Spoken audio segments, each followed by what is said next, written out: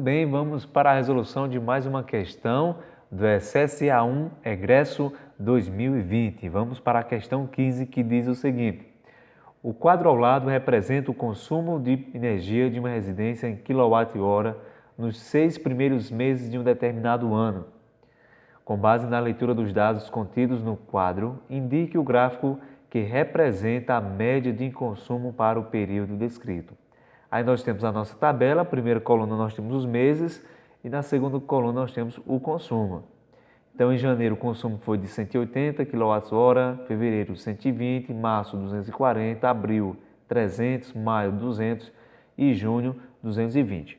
Antes de nós irmos analisar as alternativas, nós vamos calcular a média desses valores aí, a média aritmética, que no caso é nós somarmos esses valores aí, o consumo de cada mês, dividido pela quantidade de meses. Então, fazendo aqui, nós vamos ter o seguinte, que a nossa média vai ser igual o consumo de janeiro, que é 180, mais o consumo de fevereiro, 120, mais o consumo de março, 240, mais o consumo de abril, que é 300 kWh, mais o consumo de maio, que é 200, mais o consumo de junho, que é de 220 kWh. Tudo isso aí dividido pela quantidade de meses, que no caso é 6. Então, continuando aí, a nossa média vai ser igual, somando aqui em cima, a gente vai chegar a 1.260, tudo isso aí dividido por 6. Continuando aí, nós vamos ter que a nossa média vai ser igual, 1.260 dividido por 6 vai dar exatamente 216. Essa é a média de consumo. Pronto. A partir de agora, nós vamos agora para a análise das alternativas. Observe aí, apareceu na nossa tela, os quadros referentes à alternativa A, B, C e D. Vamos analisar esses aqui inicialmente, depois a gente vai analisar o referente à alternativa E. Então, essa reta em vermelho aí, gente, representa a média. Nós já concluímos que a média de consumo corresponde a 216 kWh. Então, essa reta em vermelho representa essa média. Vamos verificar nessas alternativas que nós já temos se todas estão coerentes, se a média em todas está coerente. Então, no eixo horizontal aí nós temos os meses, né? E no eixo vertical nós temos o consumo, né? De modo que isso é um gráfico de barras, né? Cada barrinha vai estar representado o consumo referente a cada mês. Então vamos lá. Na letra A, a média ela está aí representada entre 150, no intervalo de 150 a 200 kWh. Olha só, a média é 216. Então a gente já pode descartar a alternativa A, porque na alternativa A, a média está entre o intervalo de 150 a 200 kWh. Então já está errada a letra A. Na letra B, a média que está representada por essa linha em vermelho, ela está representada no intervalo de 250 a 300 kWh. Então a gente já percebe que também a alternativa B já está errada, né? Já que a média é 216, a média é 216, que é menor que 250, né? Então a alternativa B, a gente já descarta a letra A e a letra B. Observando a letra C aí, nós temos aí que a média está representada no intervalo de 200 a 250 kWh. A média, que é 216 kW, realmente ela está dentro desse intervalo. Então a alternativa C está coerente. A alternativa D também, porque a média também está representada aí, ó, a reta vermelha está representada no intervalo de 200 a 250 kWh. Então, alternativa C e D, nesse quesito da média, elas estão coerentes. Agora vamos analisar, gente, o quantitativo de consumo representado nessas barrinhas verticais para a gente ver se não está tendo algum erro. Aí vamos lá. Na alternativa C, em janeiro o consumo foi de 180. 180 está entre 150 e 200. Verdade, né? Alternativa C, o consumo de janeiro está compatível. Já na alternativa D, o consumo de janeiro aí, ó, está equivalente exatamente a 200 kW. Opa! Então já percebemos aí que na letra D o consumo referente ao mês de janeiro já está errado. Então, por essa informação, a gente já descarta a letra D. Vamos continuar aí analisando a letra C para a gente ver se encontra algum erro. Então, vamos lá. O consumo de fevereiro foi de 120 kW. 120 kW. Na alternativa C, está nos mostrando que o consumo em fevereiro foi acima de 200. Tá vendo? Isso quer dizer que está errado. O consumo em fevereiro foi de 120. E a alternativa C já está mostrando aí que ele foi maior que 200. Então ele está errado. Alternativa C também será descartada. Então a gente descartou a letra A, B, C e D. Tudo indica que será a alternativa E. Vamos analisar aí a alternativa E. A média, que é 216. 216, ela está compatível, né? Está no intervalo de 200 a 250, a média, a retinha em vermelho, está compatível. Agora vamos analisar as barrinhas verticais, o consumo de cada mês, pelas barras verticais. Vamos lá, janeiro, 120, está entre 150 e 200, está coerente. Janeiro foi de 180, que está entre 150 e 200, está coerente, né? Fevereiro foi de 120. 120 aí está representado de 100 a 150, está coerente também. Março, 240. 240 aí está representado de 200 a 250, está coerente também. Agora vamos para abril, que foi o consumo de 300. 300, né? Está coerente, exatamente 300 kWh. Maio, o consumo foi de 200. 200, está coerente também aí, consumo de 200. E junho o consumo foi de 220, que está representado no intervalo de 200 a 250 kWh, que também está coerente. Então, realmente, a alternativa correta aí é a letra E. Observe que nós resolvemos essa questão analisando aí as alternativas. Primeiro a gente calculou a média, verificou quais alternativas a média estava coerente e as que não estava, e a partir daí a gente foi descartando alternativas, além de verificar o consumo de cada mês colocado em cada alternativa, buscando possíveis erros. Então a gente foi descartando alternativas até chegar à alternativa correta, que era a letra E. Beleza? Muito bem, vamos agora para a resolução da questão 16. Na questão 16 diz assim: a figura representada abaixo vai sofrer duas transformações isométricas, uma simetria de rotação de 90 graus no sentido horário, seguida de uma simetria de reflexão segundo um eixo horizontal. Após essas transformações, a figura obtida está indicada na alternativa. Então, essa questão ela trabalha transformações isométricas, transformações envolvendo simetria, que no caso são transformações em que a estrutura da figura geométrica ela é mantida.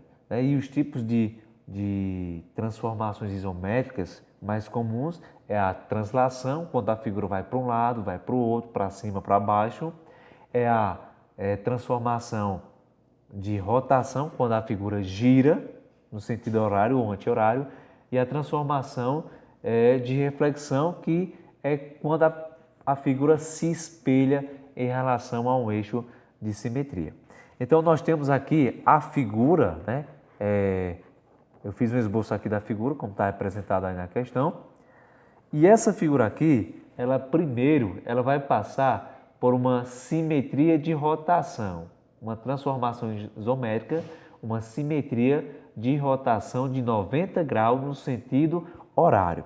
Então, para que essa figura sofra essa simetria de rotação de 90 graus no sentido horário, eu preciso tomar como base um ponto, um eixo de rotação. Então, eu vou considerar aqui, ó, gente, esse ponto aqui como meu eixo de rotação.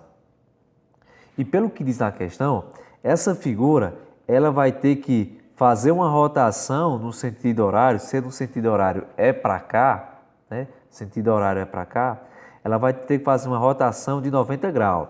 Então, imagine que eu poderia até passar uma continuação aqui, uma reta aqui pegando. Então, ela vai ter que fazer uma rotação de 90 graus. Se ela vai ter que fazer uma rotação de 90 graus, a gente lembra aí, né? O ângulo de 90 é esse. Então, ela vai ter que, essa figura, ela vai ter que fazer uma rotação de 90 graus. Então, ela vai, esse lado aqui, ó, que está na vertical, esse lado aqui que está na vertical, ele vai vir aqui para baixo. Então, ela vai girar 90 graus nesse sentido horário. Vamos tentar representar aqui, né, como é que ficaria essa figura. Então, vamos lá. Essa figura aqui, ela vai sofrer uma rotação de 90 graus, né, 90 graus no sentido horário. Então, é nesse sentido aqui. O nosso eixo de rotação, a gente está considerando esse ponto aqui. Então, ela vai girar 90 graus no sentido horário. Esse lado que está na vertical, ele vai ficar aqui embaixo. Então, vamos tentar representar como é que vai ficar essa figura depois dessa transformação de rotação. Então, olha aqui, observando para a nossa figura, essa imagem aqui, ó, ela, quando essa figura girar, essa imagem aqui, ó, ela vai ficar deitada. Então, observe, esse quadradinho aqui, ele vai ser esse aqui, ó. Vamos tentar representar aqui na figura. Esse vai ser esse. Aí, esse em branco, esse aqui. Esse em branco, que corresponde a esse aqui vai ser esse, ó. Pronto. Essa parte fica toda em branca, como ele girou, então essa daqui, ó. Essa daqui fica toda em branca. Já essa daqui, que está na vertical, vai ser essa daqui, ó. Então, esse primeiro quadradinho é esse aqui, que está pintado. O segundo fica em branco. O terceiro ele vai ser pintado. O terceiro é pintado e o quarto também vai ser pintado. Então, observe que essa figura aqui já se formou aqui, ó. Ela estava em pé e ficou deitada, né? E essa terceira parte aqui, ó, o primeiro quadradinho em branco é esse, o segundo aqui fica pintado. O segundo fica pintado. Então, esse aqui, ó, vai ficar pintado e os demais em branco. Pronto. Observe que essa figura aqui, ela sofreu a rotação de 90 graus, ela girou, rotação é girar, girou 90 graus no sentido horário, formando essa daqui, certo? Depois disso, essa figura aqui agora, ela vai sofrer uma simetria de reflexão, uma transformação de simetria de reflexão, segundo o eixo horizontal. Então, eu vou traçar aqui um eixo horizontal, né? Não ficou bem horizontal, a figura não ficou tão bem desenhada, mas dá para a gente entender. Então, essa figura que a gente obteve a partir dessa simetria de rotação, essa aqui agora vai sofrer uma simetria de reflexão. O que é isso? Esse eixo horizontal que eu coloquei aqui é como se ele fosse um espelho. Então, se eu pegar essa figura aqui e colocar ela de frente ao espelho, qual é a figura que vai ser representada dentro do espelho? Então, se eu pegar essa figura e colocar ela de frente ao espelho, qual vai ser a figura que vai ser montada dentro do espelho? Observe, quando você está de frente para um espelho, né, você e a sua imagem vai ficar de frente. Você vai ficar de frente com a sua imagem lá dentro do espelho. Então, a ideia é de que, quando eu coloco uma imagem de frente para um espelho, essas duas imagens, tanto a imagem original como a imagem refletida, elas vão ficar de frente uma para a outra. Então, o que quer dizer? O que quer dizer é o seguinte: nessa parte aqui da simetria de reflexão, o que é que vai acontecer? aqui é a mesma coisa que a gente pegar essa figura e fazer esse processo. Olha só, reflexão. É como se eu pegasse essa figura e colocasse de frente para o espelho. Como é que vai ficar a imagem refletida? Então é como se eu pegasse essa figura e fizesse esse procedimento. Então, representando aí, a gente vai ter o seguinte, olha só. Esse quadradinho aqui pintado, aqui ó, vai ser esse aqui. Os demais, esse é esse, esses dois aqui em branco. A segunda linha aqui, ó, vai ser esses aqui. Então, esse é esse, que vai ficar pintado, tá bom? Esse em branco, esses dois pintados. Aqui, ó, os dois pintados. Pronto. A terceira linha totalmente em branco, né? Esse aqui é esse, que vai ficar pintado. Esse em branco tá aqui, esse pintado é esse aqui. E esse aqui em branco. Então, observe bem a figura. Então, essa é a reflexão. Se eu pegar essa figura e colocar ela de frente para o espelho, essa vai ser a minha imagem refletida. E essa aqui é uma simetria de reflexão. É quando você pega a figura e coloca como se você colocasse ela de frente a um espelho. Ou é a mesma coisa de você pegar a figura e fazer esse processo. Ó. Você pegou ela e fez esse processo. Observe que a imagem ficou invertida. Né? Ficou invertida. Ou é a mesma coisa você dizer que ela ficou de frente, né? Ficou de frente. Ó, essa parte aqui no início é a mesma aqui no início.